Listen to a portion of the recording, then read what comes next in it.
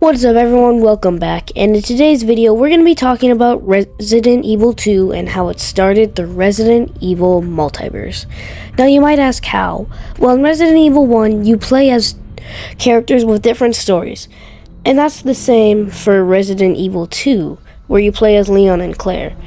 But if you play as Leon, you start in the gas station and you shoot a zombie outside the gas station to save Claire. Well, if you play as Claire, Leon shoots a zombie in the gas station because Claire went in the gas station, not him.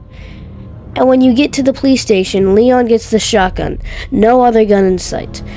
But when you play as Claire, you get the grenade launcher, no shotgun in sight. And the only person who might add a new weapon is Marvin, but in the shape he's in, there's no way he could outrun the zombies.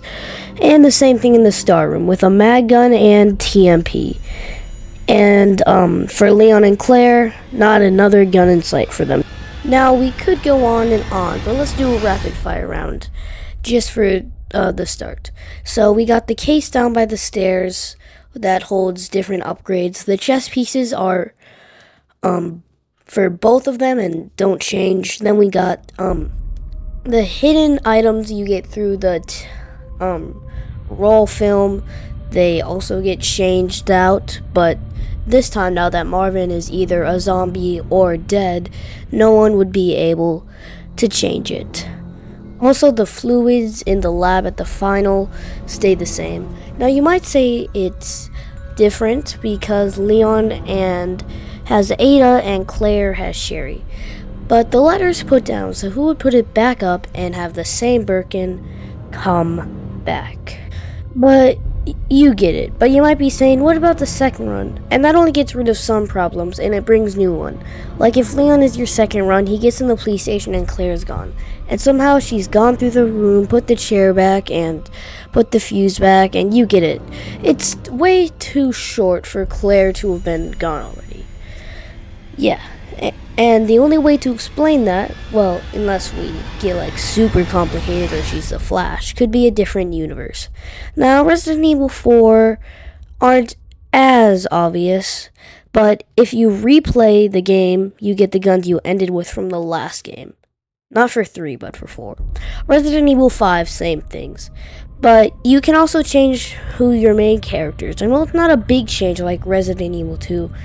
It's still different. And for Resident Evil 7, if you beat the game, you unlock new weapons. Resident Evil 8, the same thing. I think you even unlock a lightsaber. But yeah, that's the base of the theory. But why do I think Resident Evil 2 started the Resident Evil multiverse? Well, if you think about it, what else would happen? Would the CPU in Resident Evil 2 be the Flash? And then there's the deaths. If you die, you can keep playing. So who's not to say you're just changing to a different universe where you didn't die?